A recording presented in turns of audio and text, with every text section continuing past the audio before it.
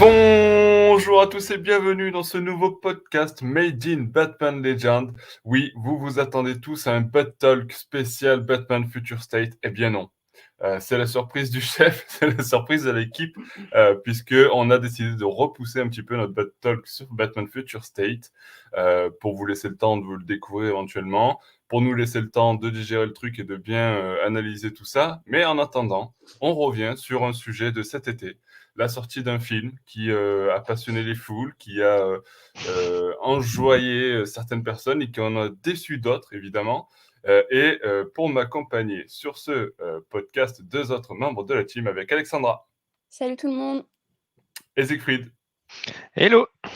Et donc ce film sur lequel on va revenir, vous l'avez vu dans le titre de ce podcast, c'est The Suicide Squad de James Gunn, évidemment. Alors, déjà, en préambule, juste pour vous dire qu'on va faire une toute petite partie sans spoiler en préambule, et ensuite on enchaînera avec une partie donc spoiler. Donc pour ceux qui n'ont pas vu le film, on vous préviendra bien évidemment lorsqu'on basculera sur du spoil à mort. J'ai envie de dire, ça va bien avec ce film. Et en attendant, on peut entamer avec notre avis général sur le film. Alors, tiens, Siegfried, pour commencer, qu'as-tu pensé de ce The Suicide Squad de James Gunn? Qu'est-ce qui t'a inspiré? Est-ce que tu as apprécié ce film? Alors je l'ai apprécié, comme beaucoup, je dirais que c'est le film qui aurait dû sortir en 2016. Que du coup le fait qu'il arrive un peu en correctif du film de 2016 et 5 ans après, ça fait qu'il arrive peut-être un peu tard pour être aussi frais qu'il aurait pu l'être, parce qu'entre-temps, le DCU c'est complètement craché.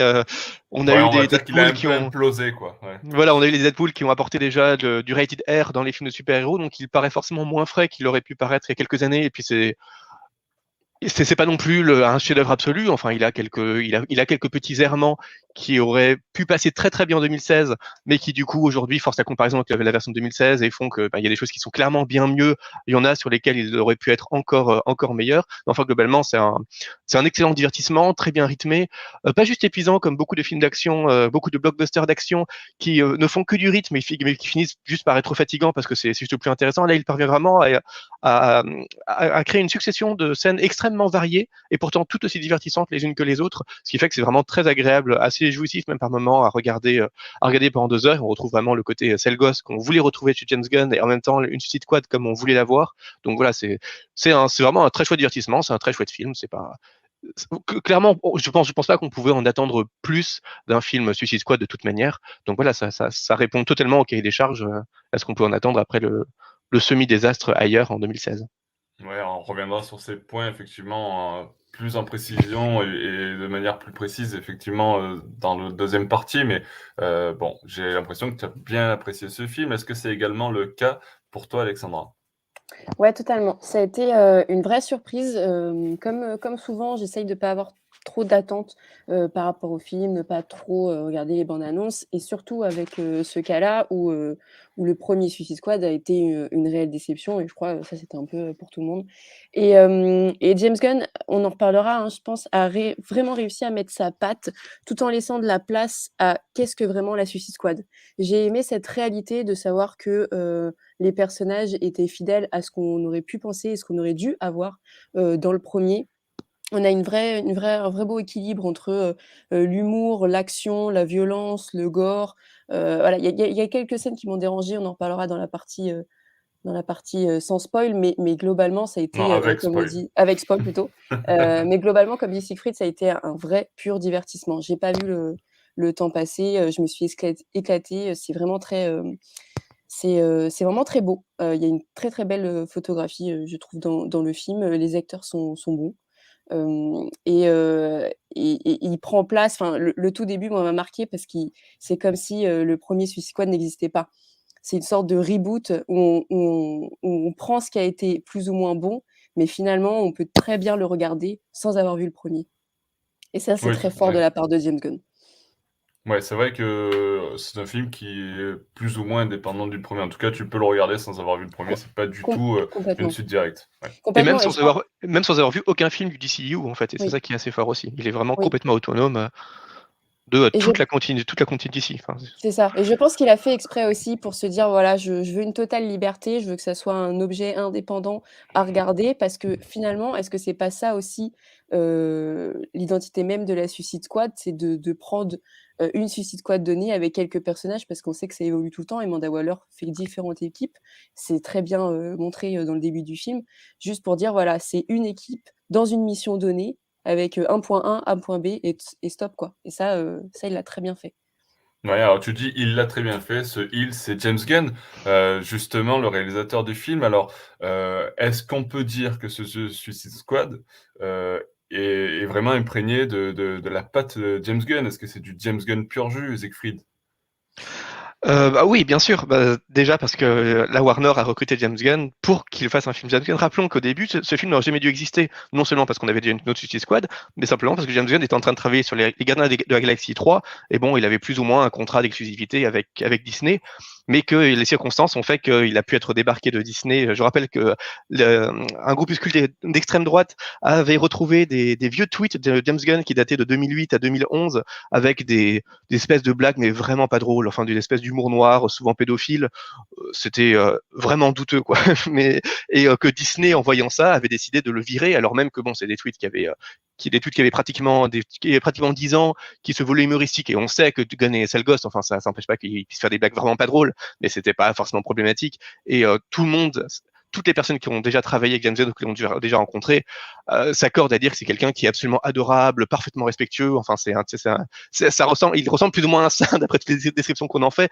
Donc cette espèce de moraline de Disney qui tout à coup préfère écouter l'extrême droite que les gens qui ont travaillé avec Gunn et le virent alors même qu'il est en train de travailler sur la saga la plus lucrative de Marvel, c'était quand même assez dingue. Et la Warner s'était précipité en se disant c'est parfait, on cherche justement des réalisateurs qui vont faire des succès pour nous, parce que clairement l'UCU ça marche pas si fort. Donc ils ont profité pour vite signer avec Gunn en lui donnant carte blanche complète pour un film qui serait donc un pur film James Gunn. En plus c'est parfait puisqu'il s'agissait de rebooter un film qui n'avait pas fonctionné en 2016. Donc c'était vraiment un alignement des astres quelques semaines avant que Disney accepte de pardonner entre guillemets à James Gunn et de le réembaucher. Donc il y avait vraiment ce tout petit espace dans lequel la Warner est parvenue à se précipiter. Et évidemment, la condition sine qua non pour que James Gunn signe chez eux dans ces circonstances, c'était qu'il fasse un film pur jus James Gunn. Et c'est peut-être même trop James Gunn, parce que du coup on sent pas vraiment un renouvellement du réalisateur. Il remplit complètement le cahier des charges de Suicide Squad par James Gunn sans vraiment surprendre, mais bon, on en attendait pas non plus tant que ça, et il remplit parfaitement ce cahier des charges, ce qui suffit complètement. Mais oui, c'est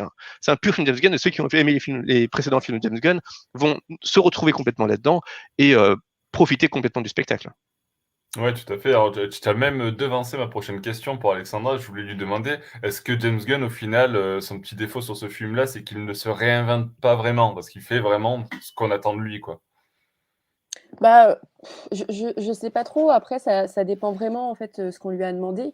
Ce qu'on dit pas souvent et ce qui manque aussi dans les films, globalement, dans les films de super-héros, c'est que tu prends un réalisateur aussi pour sa vision de réalisateur.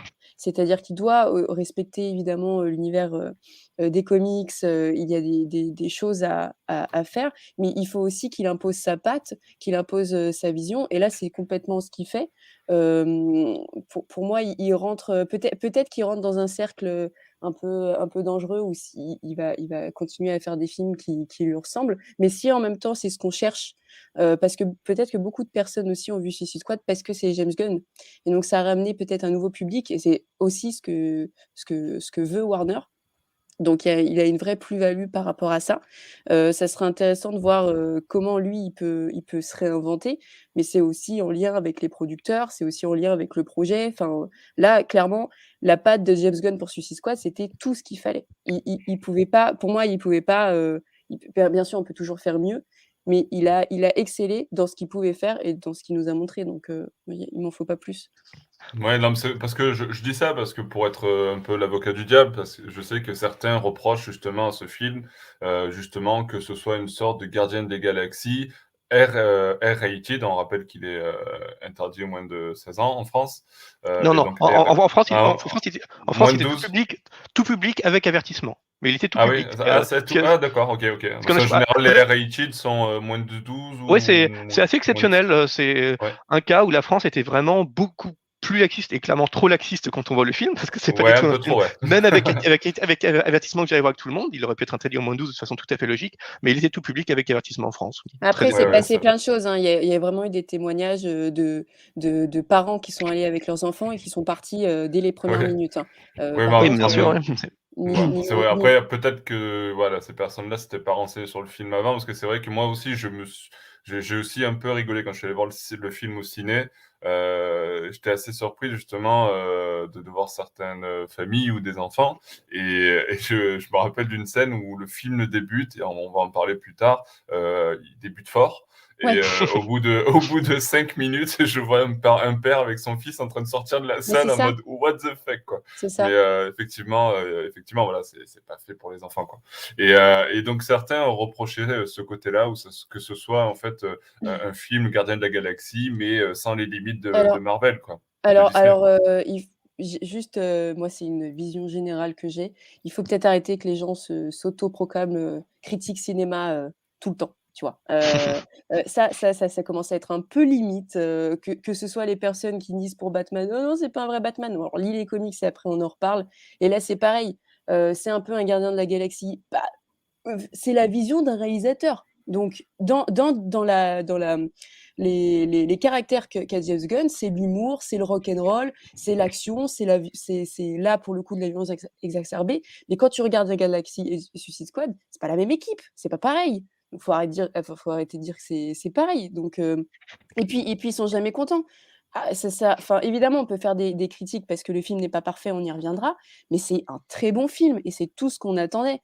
Donc à un moment donné, il faut peut-être aussi, arriver à se satisfaire et à arrêter de se dire, «Oh non, non, je vais pointiller parce que, c'est pareil que Marvel». Mais faut arrêter de se mentir. Les fans, de DC veulent que ça ressemble à Marvel. Ils veulent aussi le succès qu'a Marvel. Donc ça n'a pas de sens.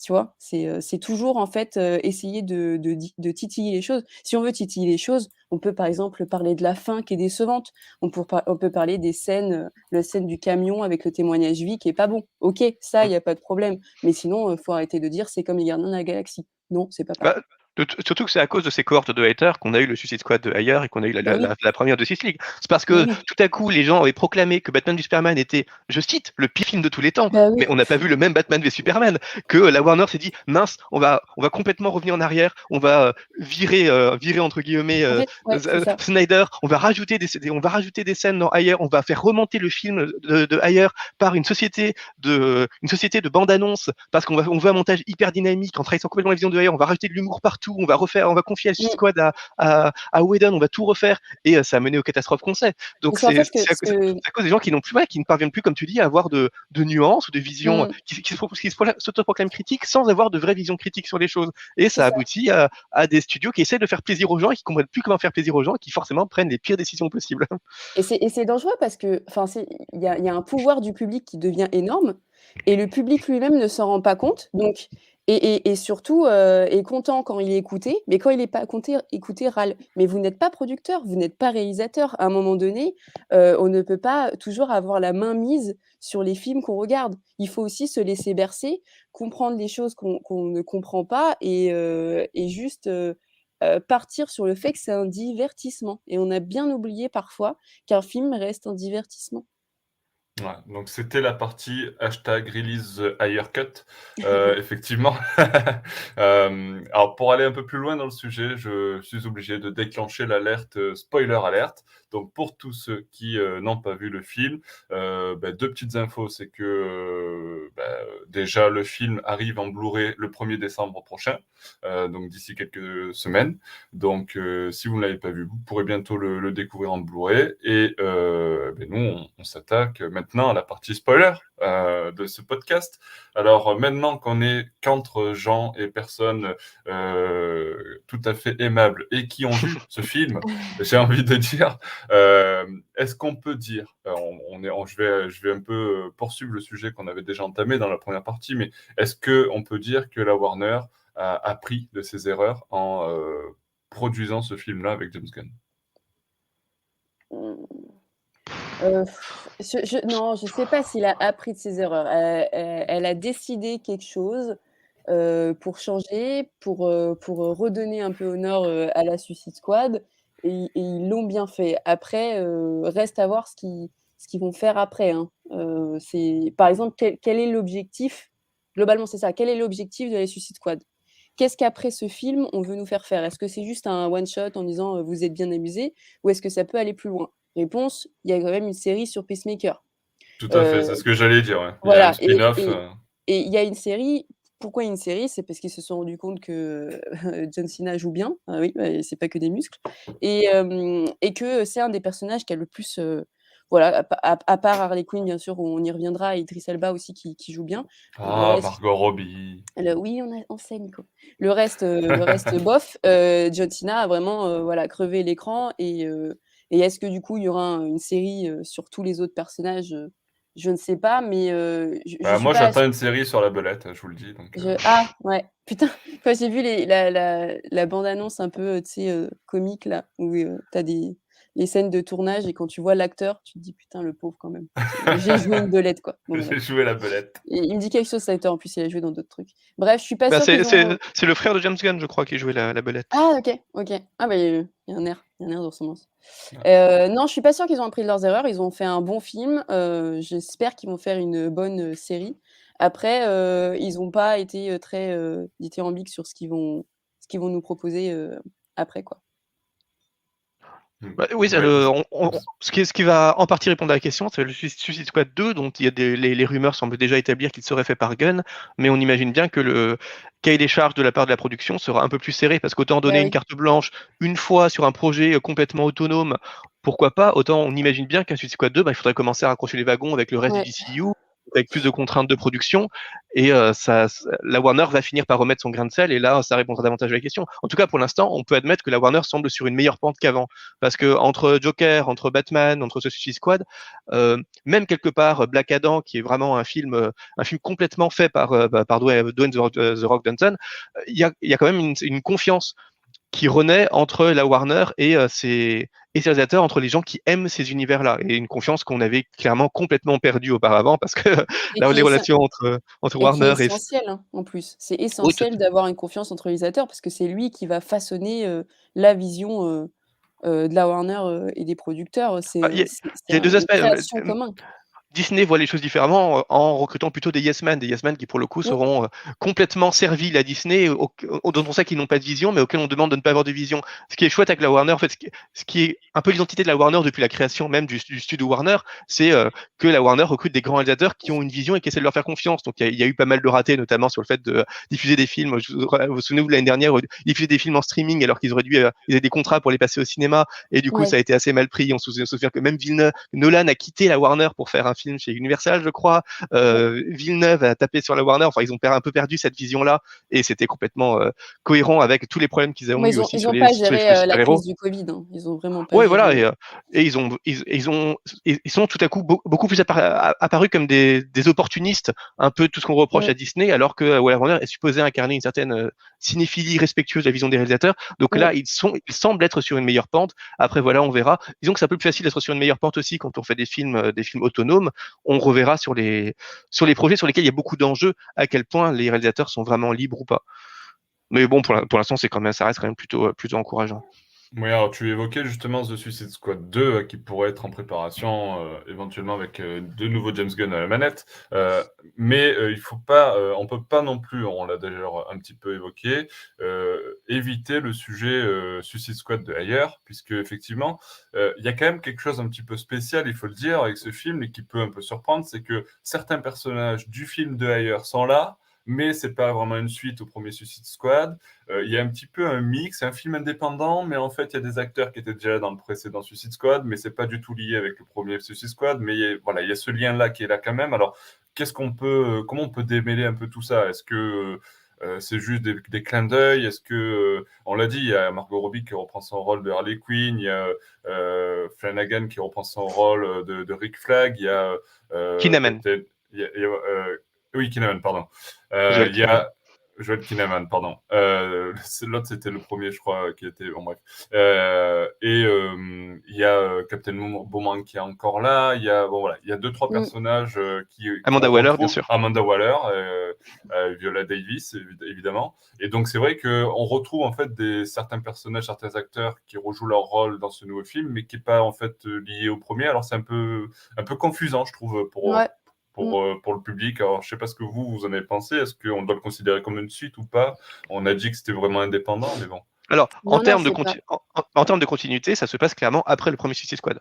Les personnages qu'on retrouve sont des personnages qui ont déjà été dans le Suicide Squad. Simplement, on ne référence jamais le premier Suicide Squad, sauf sur le fait que, par exemple, Harley, quand elle retrouve Boomerang, rappelle qu'ils se connaissent. Et effectivement, ils se connaissent du premier film Suicide Squad. Donc, c'est un film qui, clairement, se passe après le premier.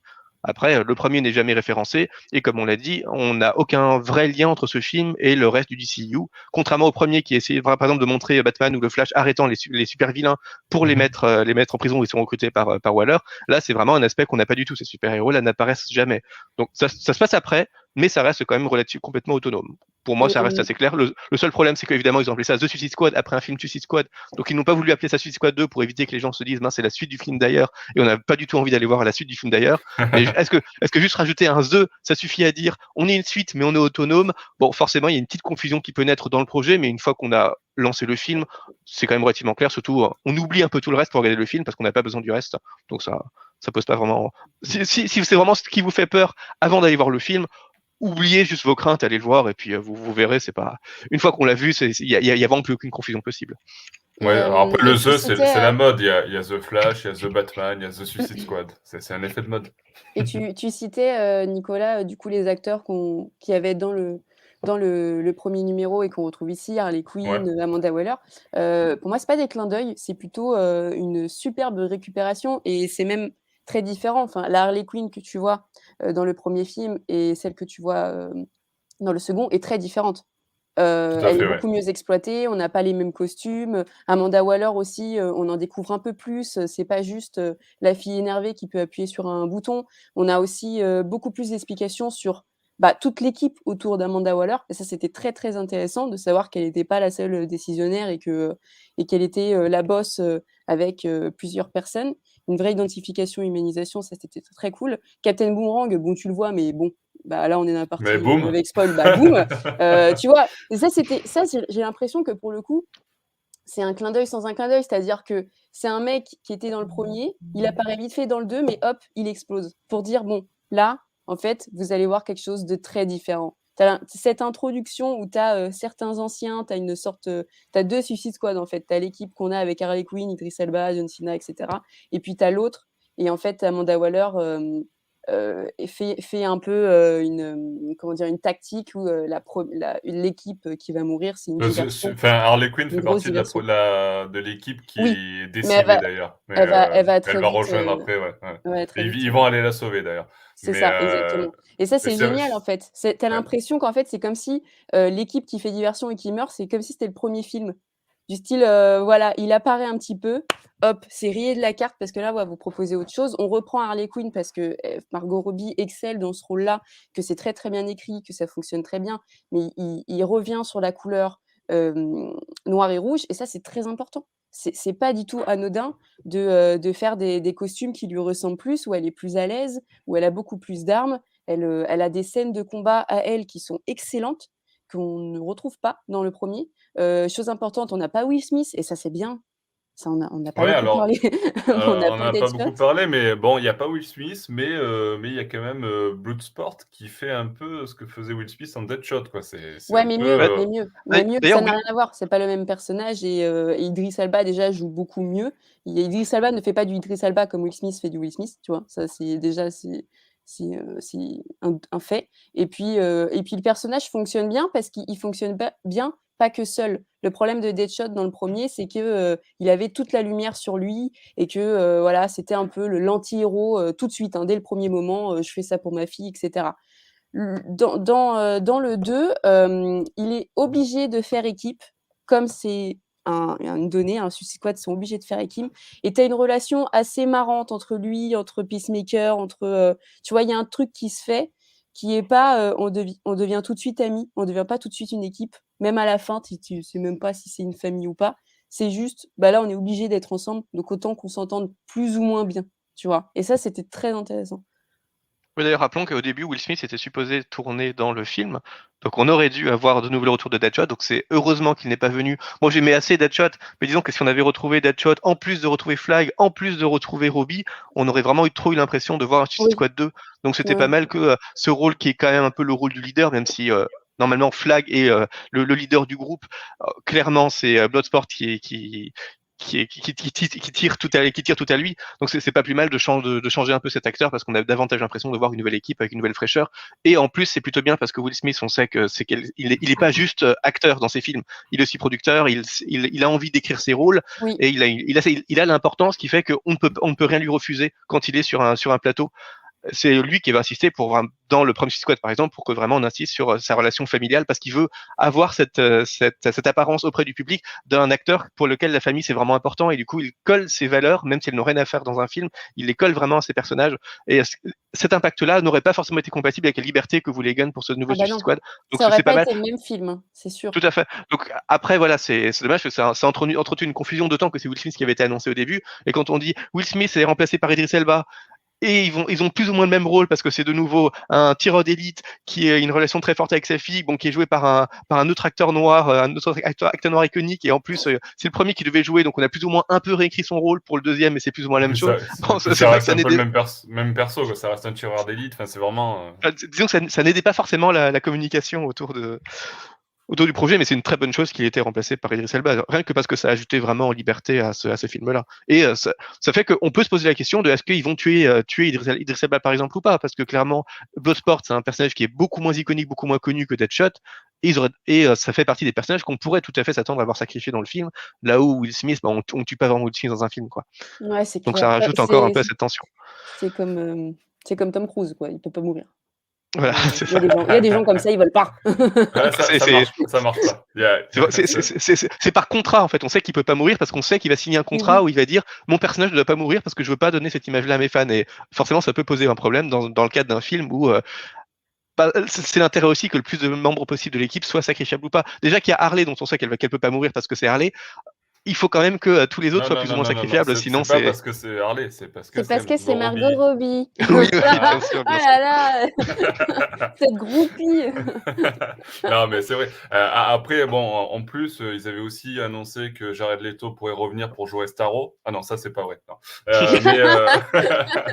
Non, après, effectivement, bon, il y a eu beaucoup de personnages qui sont revenus. Bon, c'est assez confusant, mais au final, le film reste très indépendant et c'est ce qui est appréciable aussi, c'est qu'on se détache totalement de tout ce qui a été fait dans le premier film, ce qui est plutôt une bonne nouvelle, effectivement.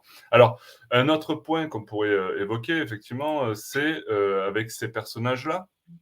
Alors, on a évoqué un petit peu la première scène où ça dégomme dans tous les sens, parce qu'on nous présente une Suicide Squad de 12 personnages, ou je sais plus combien, enfin une dizaine de personnages, ils se font tous dégommer d'entrée. Ça, c'est génial. Cette scène est absolument géniale, et ça annonce la couleur du film, quoi. Je veux dire, là, tu sais qu'à tout moment, n'importe qui peut mourir. Finalement, c'est pas tant cas que ça derrière. Ce qui est super, je trouvais, dans cette première scène, c'est qu'on prend vraiment le temps de montrer leur recrutement par Waller. On passe peut-être 10 minutes où c'est juste Waller qui passe de cellule en cellule pour recruter le super vilain. Et on s'attendrait pas à passer autant de temps sur leur recrutement pour les dézinguer juste après. Enfin, il y a presque une trahison du fait qu'on pose vraiment les personnages et puis on les pose à un tel point qu'il y en a quelques-uns qu'on a envie de voir combattre, en fait. Il crée un vrai sentiment chez le public. Donc toi, tu commences en fait à t'attacher, tu vois, et puis là, bim, t'arrêtes tout de suite. Et c'est là où il a été très fort. Et c'est là où, le je pense que 1... Ouais, tout à fait. Je pense que d'autres réalisateurs auraient fait l'erreur de juste balancer l'équipe sur la plage et les dézinguer tout de suite. Oui. Alors que là, ça joue vraiment qu'ils attendent du spectateur qui se dit on ne m'a pas fait perdre 10 minutes, donc si on les a montrés pendant 10 minutes, c'est forcément qu'on va les revoir et je veux bien y croire, ça marche assez bien et en fait pas du tout. Et il y a même certaines scènes de recrutement qui rappellent les recrutements de la première Suicide Squad de ailleurs.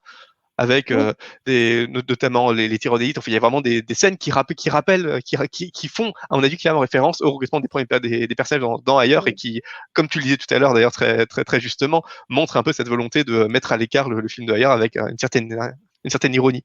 C'est ça. Et même tout à la fin, donc avec le grand combat final avec Starro, as des personnages de l'équipe dans laquelle tu t'as suivi pendant tout le film, où tu t'es plus ou moins attaché. Donc, comment il s'appelle le personnage avec le costume avec les boules de partout là? Polka Dot Man. Polka Dot Man. Voilà.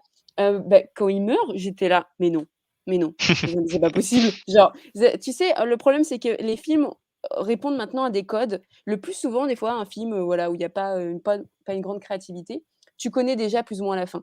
Tu vois, tu te dis, bon, alors lui, lui c'est le méchant, bon, lui, il va sûrement. Tu vois, et là, il y a eu une vraie surprise quand même.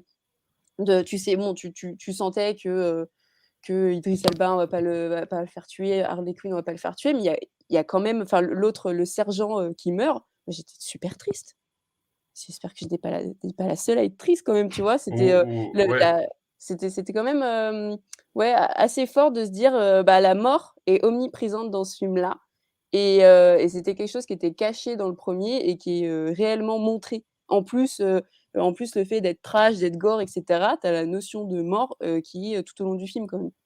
Bah, on retrouve un petit côté Game of Thrones, je trouve, Ouais, où ouais. les spectateurs s'attachent vraiment à certains personnages en se disant ah, lui, j'ai pas envie qu'il meure. King Shark, j'avais pas envie qu'il meure, par exemple. Alors qu'il Ouais, il fait clairement partie des personnages qui sont complètement sacrifiables, mais je me disais, oh, ça serait vraiment triste qu'il meure. Un peu comme devant Game of Thrones, je me disais, ah, il faut pas qu'il tue Tyrion, c'est vraiment dommage, je suis pas sûr de pouvoir aimer la suite s'il tue Tyrion. C'est un peu les mêmes sensations qu'on retrouve là, et ça fait plaisir, en fait, parce que ça reprend complètement le concept de Suicide Squad, grâce justement au fait que ces personnages-là soient pas connus, et donc on sait que le réalisateur peut en faire ce qu'il veut. Et évidemment, c'est un aspect qu'on ne pouvait pas du tout avoir dans le premier Suicide Squad, où le but c'était juste de faire 10 films avec les mêmes personnages.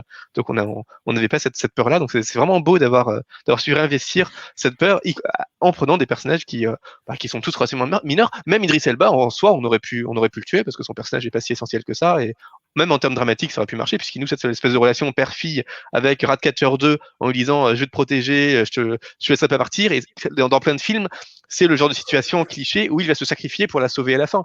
Donc on aurait pu s'attendre à ce qu'il meure pour qu'elle soit la survivante, et en fait non, les deux survivent. Enfin, c'est vraiment, à part pour Harley Quinn, il y a vraiment ce côté inattendu qui fait que le film aide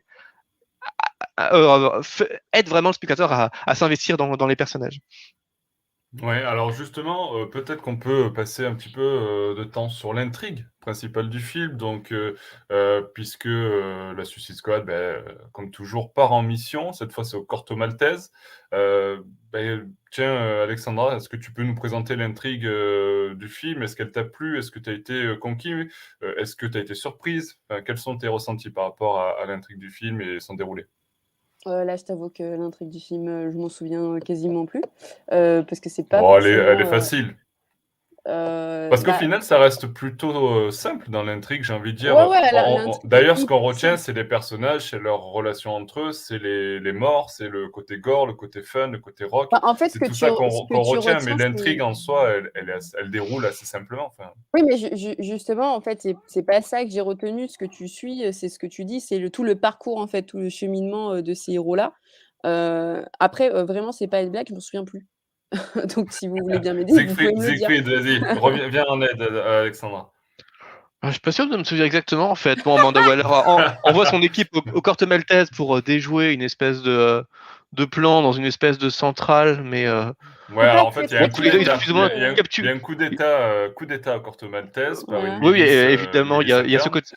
Il y a ce côté anti-américain qui est assez chouette, où on sous-entend vraiment que les États-Unis essayent de tirer les ficelles dans des États qui sont supposés être démocratiques et indépendants. Et en fait, ce sont les États-Unis qui imposent des dictateurs pour prendre des décisions dans ces pays-là. C'est assez chouette de la part de Gunn d'avoir osé aller aussi loin en termes politiques. Et donc, effectivement, il y a une situation qui ne plaît plus vraiment, parce que le dictateur accepté par les États-Unis a été renversé par un autre dictateur, et du coup, il faut essayer de réinstaurer un peu d'ordre là-dedans, en évitant surtout le but de Waller, c'est que des informations confidentielles sur le rôle des États-Unis dans ces États supposément indépendants soient dissimulées.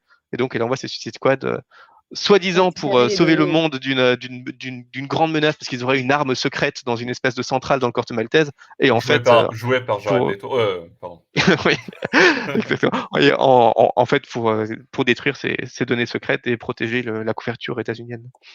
Oui, tout à fait. Alors, cette arme secrète, c'est Starro. Alors, on l'avait un peu aperçu quand même sur les bandes annonces, pour ceux qui avaient vu les bandes annonces avant de voir le film, l'apparition de Starro.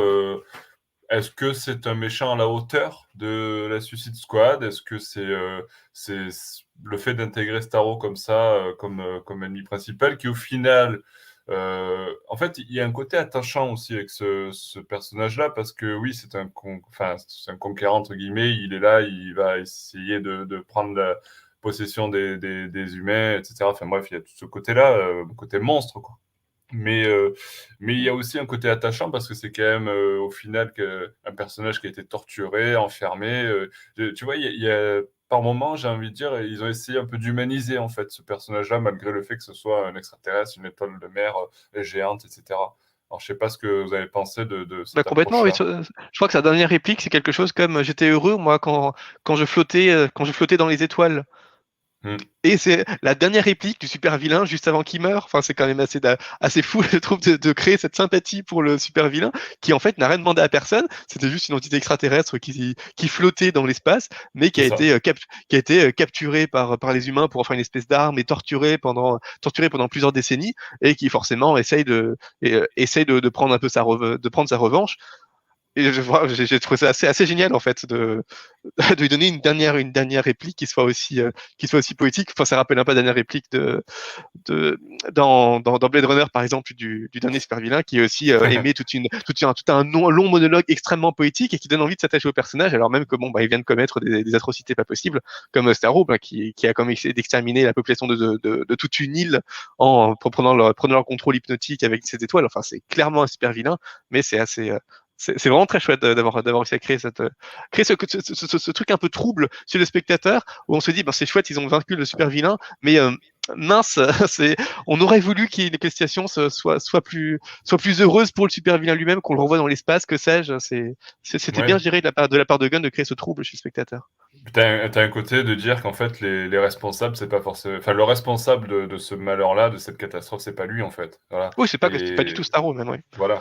Et donc, bon, c'est vrai voilà, il y a des messages quand même assez profonds. Tu le disais déjà sur le côté milice et le côté dictateur avec la relation avec les Amériques, etc. Donc, c'est vrai que c'est quand même des messages, mine de rien, qui sont envoyés par le réalisateur. Là aussi, sur le fait que, ben ouais, il y a des catastrophes qui arrivent, mais est-ce que ce sont vraiment ces catastrophes qui sont les causes directes ou les vrais responsables, voilà. Donc c'est vrai que c'est plutôt beau de voir des messages comme ça dans un film qui malgré tout est un blockbuster intéressant, mais j'ai envie de dire, alors, je sais pas si ça se dit, mais un blockbuster, euh, comment dire, un blockbuster d'auteur, ça se dit ou pas? C'est un peu antinomique peut-être, mais ça reste un blockbuster, ça reste un film popcorn, mais en même temps, tu as cette touche-là, cette vision du réalisateur, et j'apprécie Mm. particulièrement cet aspect-là dans le film. Je ne sais pas s'il faut mettre obligatoirement un nom parce que un blockbuster peut être, enfin, n'est pas obligé d'être un blockbuster sans vision d'auteur. Tu Ouais, vois, tu as déjà eu des blockbusters avec des réalisateurs qui ont mis leurs pattes et en fait, finalement, il faudrait que ça soit tout le temps ça pour pas ouais, qu'on tombe comme le MCU, même s'il y a des films du MCU que j'aime bien, où c'est répétitif, où c'est la même couleur, les mêmes dialogues, etc., où tu sens qu'en fait, il y a pas de vraie vision. En fait, c'est vraiment le terme qu'on utilise le plus souvent dans le podcast aujourd'hui, et c'est vrai. C'est comme Burton qui a posé sa vision sur Batman, ou Nolan sur Batman. C'est important en fait d'avoir des films comme ça, et ça reste quand même, enfin, je sais pas, mais les films de Christopher Nolan, c'est des blockbusters. On peut très bien dire ça. Ça ouais, reste oui. des films. Donc, il n'y a même pas de terme à donner. Il faudrait juste qu'on revienne peut-être à un schéma plus proche de la confiance des producteurs à un réalisateur. Et ce qu'on a dit, ce que fait Warner, enfin ce qu'essaye de faire Warner, et j'espère qu'ils vont continuer comme ça. Ok, alors on peut faire un petit jeu sympa, c'est de Attention. choisir. Aïe. Siegfried s'inquiète, ça y est. Non, non, mais c'est un petit jeu sympa, c'est juste de choisir parmi les membres de la Suicide Squad, donc sur tous les membres, sur les deux équipes, tous les personnages. Pour vous, quel est votre personnage préféré, lequel vous avez préféré dans ce film-là? Et après, j'en aurai un autre à vous faire choisir. Alors, tiens, on va commencer par les femmes d'abord. Alexandra, un peu de galanterie dans ce podcast. Mon personnage préféré? Ouais. Bah, Harley Quinn. Ah, ok. Siegfried? Peut-être Peacemaker. Ouais, Ouais, Peacemaker? ça aurait été mon deuxième, moi. Parce que je sais pas si c'est le meilleur personnage, mais clairement c'est une révélation. John Cena, c'est quelqu'un qui a un capital sympathie. Clairement, c'est un acteur, on voit sa tête, on a envie de l'apprécier. C'est un peu comme Dwayne Johnson. Enfin, ça fait partie de ces catcheurs qui vraiment ont quelque chose, dégagent quelque chose, mais ça n'empêche pas que parfois ils ont des rôles plus ou moins bons. Et là, vraiment, il est juste exceptionnel. Enfin, c'est vraiment une révélation dans ce film à quel point il s'approprie le rôle. On sent qu'il s'amuse à fond et en même temps, on sent qu'il est complètement investi dans son personnage. Donc, il est à la fois loufoque, mais en même temps, on a envie de le voir. Et du coup, c'est aussi pour ça qu'ils font une série Peacemaker, parce ils ont vraiment vu à quel point l'acteur était formidable dans ce personnage-là, au point de lui faire confiance pour lui accorder toute une série. On va voir ce que ça donne. J'ai peur qu'on perde un peu la dynamique vraiment très chouette, parce que ce qui est intéressant aussi, c'est le contraste entre ce Peacemaker et le reste de l'équipe. Donc à quel point est-ce que le voir tout seul, ça va être assez intéressant pour porter une série, on va voir, mais clairement, cet acteur est une révélation dans ce personnage qui est vraiment super et qu'on a juste envie de revoir. Surtout Ouais, avec tout ce qu'on lui fait faire à la fin, qui est vraiment Ah bon. surprenant aussi, et qui ajoute un peu à sa profondeur. Ouais, et puis c'est vrai, alors tu parlais de l'acteur qui se sentait très bien dans ce rôle. Il faut noter aussi que pendant toute la promo du film, John Cena est venu sur les plateaux de TV avec le costume de Peacemaker, avec là où d'autres acteurs, bah, il n'était pas forcément, enfin je veux dire, Margot Robbie n'avait pas le costume d'Harley Quinn, Idris Elba n'avait pas le costume de Bloodsport, mais lui venait avec son costume de John Cena. Enfin, le mec était habité par son personnage, quoi. Donc c'était assez drôle. Ce côté autodérision et autres. Et puis, il a beaucoup de punchlines tout au long du film, comme tu le disais, qui sont assez marquantes. Donc, c'est vrai que c'est un personnage qui est très, très intéressant. Alors, du coup, deuxième question. Ben, je vais commencer par Siegfried cette fois. Après ton personnage préféré, lequel tu as trouvé le plus ridicule? Parce qu'il y en a quand même. Dans l'équipe essentielle, Oh, tu peux prendre même les rôles un peu secondaires, tant qu'ils font partie de Suicide Squad, j'ai envie de dire. On a parlé de la belette tout à l'heure, alors on va éviter la belette parce qu'elle est trop facile. Ouais, grave. ouais, puis bon, les personnages qui disparaissent au bout de 15 minutes, je sais pas à quel point on peut dire qu'ils sont ridicules ou pas. Enfin, ça serait pas très juste pour eux. Le Je sais plus pas s'il y en a un ridicule, que, t'as dit, c'est ouais, ça? je sais pas. Je sais pas si j'aurais mis le terme ridicule. Clairement, le personnage dans lequel je me suis le moins investi, si c'est une manière de tordre un peu ta question, Ouais, vas-y, ça vas-y. serait, Ratcatcher 2. Oh, pareil, Parce que, pareil. mais c'est pas qu'elle est mauvaise en soi, c'est juste que tous les autres personnages dégagent tellement. Enfin, on a dit même Polka Dot Man, on finit par s'attacher à lui. Enfin, et puis c'est un personnage qui est drôle. Enfin, qui a vraiment quelque chose. King Shark, doublé par Stallone, il est super, super attachant. Elba, il a un de ses meilleurs rôles d'action depuis quelques années. Même Joel Kinnaman, je trouve qu'il a peut-être son meilleur rôle en, un des meilleurs, peut-être le meilleur rôle de toute sa carrière en jouant Flag. Il est bien meilleur que dans le premier Suicide Squad. Là, il dégage vraiment un certain charisme, une certaine virilité qui est assez chouette. Bon, Harley, on en reparlera. Donc, en fait, tous les personnages sont tellement bien que Ratcatcher 2 à côté, elle fait vraiment pas le figure. Et puis surtout, moi, ce qui m'a vraiment dérangée, c'est les flashbacks sur son Oui, voilà, enfance. la fameuse Heu, scène du van, oui. déjà, pourquoi elle? Pourquoi on met son enfance à elle plus en avant avec ces scènes, alors par contre, c'était très moche, comme des scènes en 3D, la photographie était horrible, enfin, on sentait le fond vert à plein nez, quoi, c'était terrible. Et surtout, on n'arrivait pas à s'attacher et on n'avait pas vraiment envie l'idée, c'était pas qu'on s'attache à, comme on a Et pu qu'on faire, comme s'empoisonne. Heu, mon Dieu. Non, mais qu'on s'attache comme ça a été fait avec le premier avec, le passé de chacun, comme Will Smith, voulait faire. Là, c'était qu'on s'attache sur les différents personnages et leur parcours, heu, de Suicide Squad. Le fait, qu'elle a perdu son père, je m'en fous complètement et c'est là où je disais au tout début, la scène du van où elle raconte sa vie, c'était mais d'une lenteur pas possible et complètement bâclé, enfin, elle aurait pu ne pas apparaître dans le film, ça n'aurait pas manqué, quoi. Ouais, ben, on sent qu'ils avaient prévu de la faire survivre à la fin et ils se sont dit, mais le spectateur, il se fiche de ce personnage en fait. Ouais, mais C'est du coup fallait le s'en faire. rendre compte plus tôt. Voilà, du coup, le faire survivre à la fin, ça a aucun impact. Donc, on va juste lui donner une grosse scène artificielle en plein milieu. Peut-être parce que le reste avait déjà été tourné, que bon, voilà, il fallait faire un reshoot pour rendre ce personnage un peu plus attachant. Et donc, on va juste donner une scène dans le Val qui est complètement artificielle où les personnages commencent tout à coup à se livrer les uns aux autres et à se dire, tiens, toi raconte-moi ton histoire. Tiens, toi raconte-moi mon histoire. Enfin, Mmh. pour le coup, c'est vraiment pire que ce qui avait été fait dans le Suicide Squad où on avait aussi cet enchaînement de flashbacks, mais On qui l'avait, était ouais. vraiment artificiel, mais qui était quand même moins artificiel que toi, raconte-moi ton histoire pathétique, tout à coup les personnages s'intéressent les uns aux autres et forment une grande famille, alors que c'était pas du tout le cas dans le reste. On reprend vraiment tous les défauts du premier Suicide Squad, et effectivement, ça culmine dans cette scène de Ratcatcher où elle dit je vivais dans les rues du Portugal et je suis sur un gratte-ciel où je parle à mon père c'est un caméo de Taika Waititi.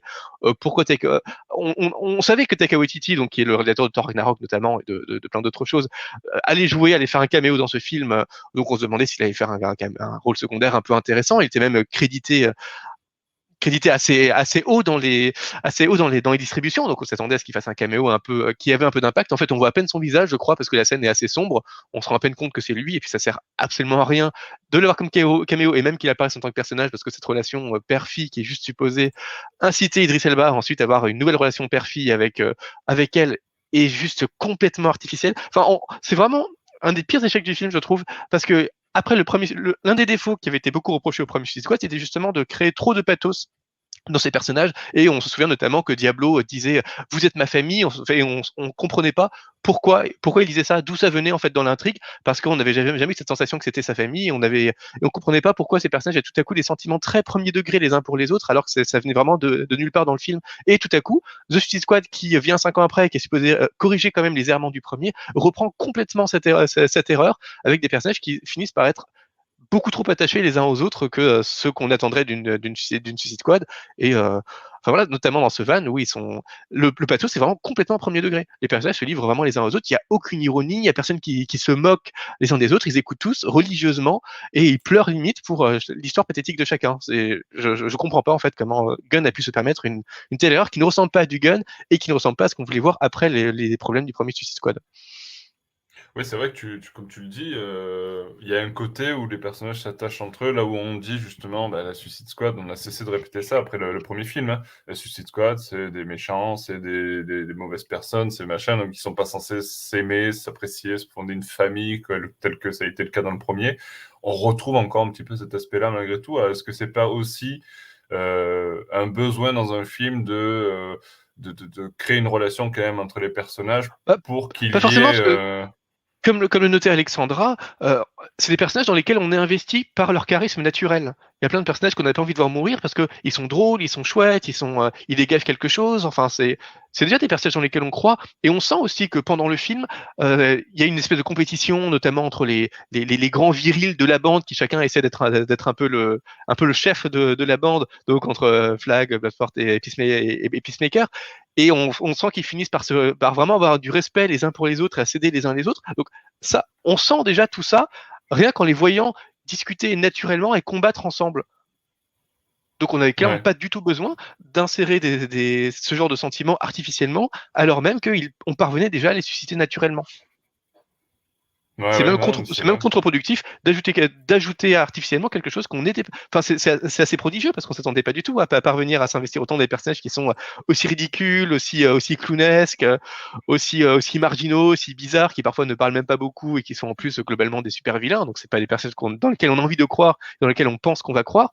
Et le film arrive à ce miracle que on s'investit dans ces marginaux. Donc pourquoi céder à ça? Pourquoi céder à quelque chose dont on n'a pas besoin et qui va complètement contre l'esprit même du film et de ce que le film était parvenu à produire?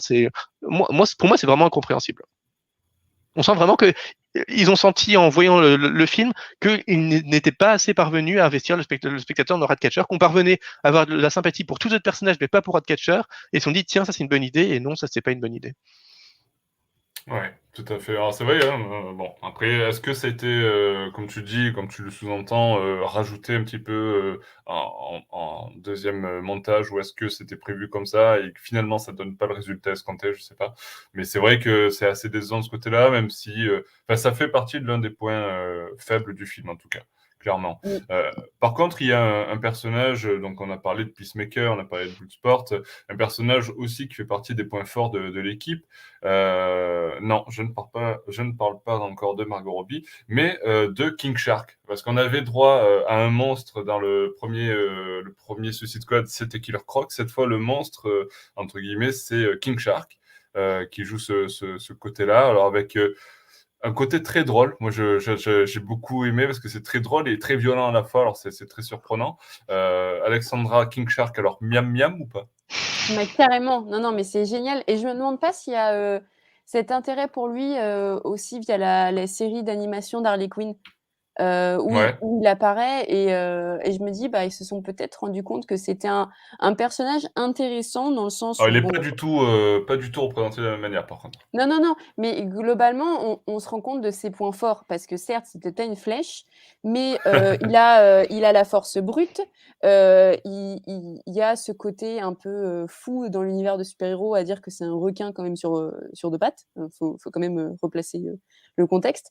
Il est hyper violent et en même temps, tu as l'impression des fois d'avoir un petit nounours, et tu as cette re ouais, ce truc attachant et effrayant à la fois qui est assez perturbant et en plus, il arrive facilement à s'immiscer dans une équipe. Je pense que tu le mets dans n'importe quelle équipe, ça sera très facile par rapport à un autre personnage et il y a ce côté un peu, grand protecteur, où on va vite s'en servir et il y a vite une discussion qui peut se faire parce qu'en même temps, tu vas pas parler de politique avec lui, donc ça va être, très, très simple et je pense qu'il faudrait vraiment le revoir, dans plusieurs films parce que ça a été pour moi un gros coup de cœur, dans le film.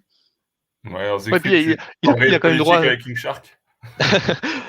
Probablement pas, mais c'est vrai que il a ce côté gros nounours qui est quand même assez chouette. Et puis il a quand même droit à ce qui est peut-être la plus belle image du film. Enfin, quand il sort de la brume, attrape un soldat et l'arrache en deux. Donc on a vraiment ce contraste entre l'espèce de brume un peu bleue derrière lui et puis le rouge du sang du personnage qu'il est en train de couper en deux. Enfin, c'est Mmh. une des images les plus travaillées du film. Et c'est vrai que c'est une des images qui marque. Et bon, c'était amusant d'avoir Stallone, sachant que James Gunn avait aussi demandé à Stallone de jouer un rôle secondaire dans le Gardien de la Galaxie, dans le deuxième opus, je crois.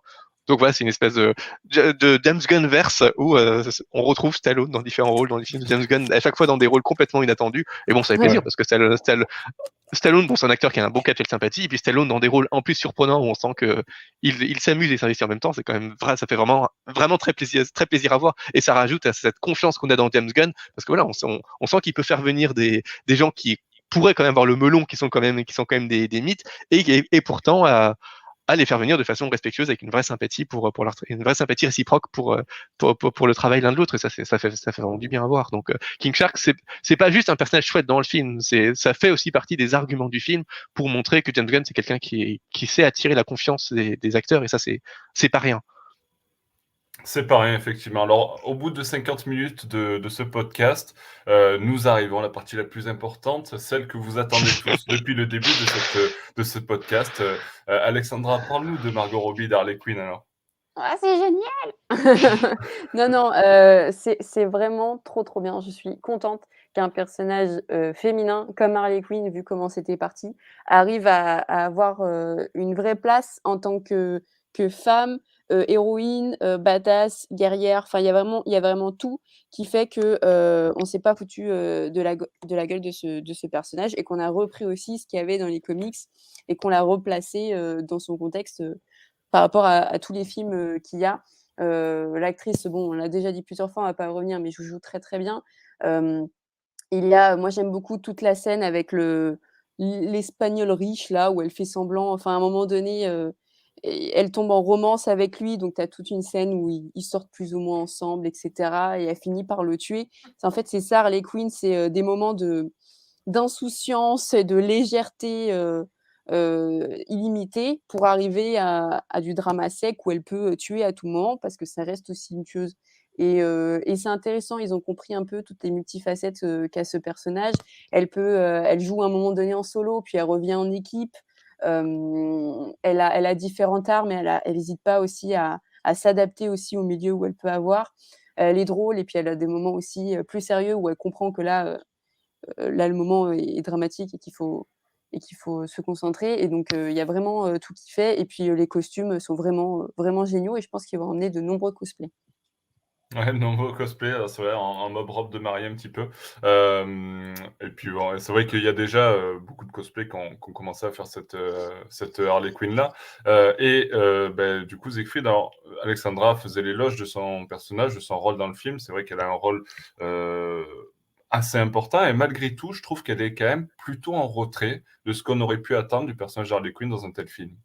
Ça, j'ai trouvé ça très bien, justement. Enfin, Mmh. je trouve que James Gunn a vraiment très bien géré Harley Quinn pour non seulement faire de Suicide Squad le meilleur traitement d'Harley Quinn qu'on ait vu pour l'instant dans le DCU, parce que clairement par rapport à la bouse qui était, pardon pour ceux qui ont aimé, mais la bouse qui était Birds of Prey, qui était supposé être un film complètement sur Harley Quinn et où j'ai jamais moi, trouvé j'ai un bien film. aimé, hein, mais bon. C'est un des films les plus insupportables du DCU, à mon avis. Là, il a su la rendre vraiment formidable, notamment dans les 2 scènes clés auxquelles elle a le droit, qui sont son monologue chez le dictateur, qui d'abord est un peu pathétique, un peu ridicule, et qui finit par vraiment devenir profond. Enfin, on a l'impression de comprendre enfin Harley Quinn pour la première fois de tout l'ICU. Et puis dans cette seconde scène clé, qui est la scène de l'évasion, où on pastiche Old Boy avec cette scène où elle va combattre plusieurs gardes dans un couloir en courant de droite à gauche, en les exterminant tous de façon relativement inventive. Donc on a vraiment la Harley Quinn badass, un peu détraquée, quand même morale. Enfin, on retrouve vraiment tout Harley Quinn en seulement quelques minutes. Et en même temps, il essaie de ne pas la rendre omniprésente, contrairement à ailleurs et puis à d'autres. En fait, c'est aussi une impression qu'on peut avoir dans les comics, où il y a vraiment, on sent vraiment que la Warner a voulu capitaliser un moment sur Harley Quinn en la mettant partout, quitte à la rendre parfois euh, omnipotente. Enfin, on ne comprend pas toujours comment elle est supposée être humaine quand même à la base. Et dans certains comics, elle combat des super-héros d'égal à égal. Enfin, ça en devient un peu ridicule, incompréhensible. Et de toutes les intrigues, même quand elle n'a rien à voir avec ça, elle a un impact partout. Alors il y a une omniprésence qui pouvait devenir assez fatigante. Et là, Gunn parvient à la mettre en retrait pour qu'elle ne. Déjà, on sait qu'elle ne va pas mourir dans Suicide Squad. Donc, il y avait moins d'impact émotionnel à la mettre dans l'équipe parce que c'est le seul personnage qui ne s'est pas du tout sacrifié dans l'équipe. Et il fallait surtout éviter, à une époque où déjà il y a des gens qui se lassent un peu parce qu'on l'a vu partout, il fallait surtout éviter de trop la montrer et de lui donner un rôle trop moteur dans cette équipe-là aussi. Donc c'était une bonne idée une bonne idée de lui donner des scènes aussi fondamentales, tout en parvenant à la mettre en retrait, tout en l'investissant comme dans l'équipe. Enfin, c'était vraiment un équilibre qui n'était pas évident à trouver et que Gunn a vraiment parfaitement trouvé pour en faire la seule Harley Quinn que j'ai envie de revoir dans le DCU, alors que les précédents films m'avaient pas particulièrement donné envie de la revoir. Aussi bonne que ça Margot Robbie, l'actrice ne fait pas tout, le personnage doit être intéressant aussi, et là pour le coup on a vraiment une Harley Quinn qu'on a envie de revoir. Oui, alors le personnage ne fait pas tout, l'actrice ne fait pas tout, etc. Bon, c'est des choses assez subjectives. Mais non, mais c'est vrai. Après, j'ai été quand même plutôt surpris qu'elle soit un peu plus en retrait, même si, comme tu le disais, Fritz, ça sert bien l'intrigue, ça sert bien le film, parce que du coup, l'omniprésence de personnage tel qu'Harley Quinn aurait pu desservir pas mal de choses dans le film, et au final, c'est une bonne chose. Et puis, ça permet d'utiliser les talents de Margot Robbie à bon escient. Est-ce que vous voulez rajouter quelque chose sur ce film avant que l'on conclue ce podcast, puisqu'on arrive bientôt à 1 heure de podcast, il va être l'heure de clôturer tout ça. Zéphrid, Alexandra, un petit mot en plus, ou est-ce qu'on conclut tout ça? Non, pas forcément un petit mot, je pense qu'on a bien fait le tour. Pour ceux qui ne l'ont pas vu, on vous le conseille franchement. C'est vraiment une bonne éclate et très très différent de ce que vous avez pu voir dans le premier, donc vous pouvez y aller les yeux fermés. Siegfried, c'est toi aussi ton Oui, avis, une pas grand-chose recommandation Je pense qu'on a particulière? dit à peu près tout ce qu'il fallait dire. Les seuls défauts du film, c'est finalement qu'il reprend certains des défauts du premier Suicide Squad, qui sont d'avoir une équipe qui finalement est assez morale, et alors qu'on les pose vraiment les personnages comme des vrais super vilains au début, ils finissent par être assez super héroïques à la fin et par nouer une famille. Et bon, ça c'est des choses qui sont quand même un peu dommage, parce que justement on aurait voulu que le film tranche complètement avec le premier Suicide Squad et assume jusqu'au bout ses partis pris de pas créer de pathos artificiels ou entre les personnages et du spectateur pour le personnage. Donc ça, c'est un petit peu dommage qu'on retombe dans ce travers, mais ça reste un super divertissement, assez jouissif du début à la fin, vraiment surprenant par la capacité à investir le spectateur dans les différents personnages, aussi loufoques soient-ils. Donc voilà, ça reste une très bonne surprise, un des rares films du DCU que je continuerai de revoir avec plaisir. Donc je recommande tout à fait.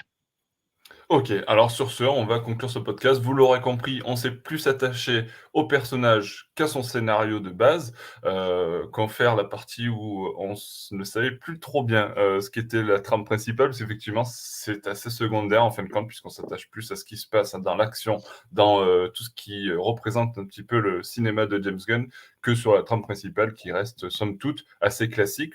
Sur ce, merci Siegfried, merci Alexandra pour votre présence sur ce podcast. Et encore une fois, merci à tous ceux qui nous écoutent en podcast, que ce soit sur YouTube ou tous les autres chemins qui mènent au podcast.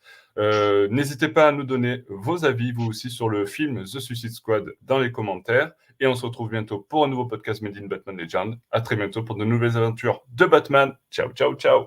Au revoir. À bientôt.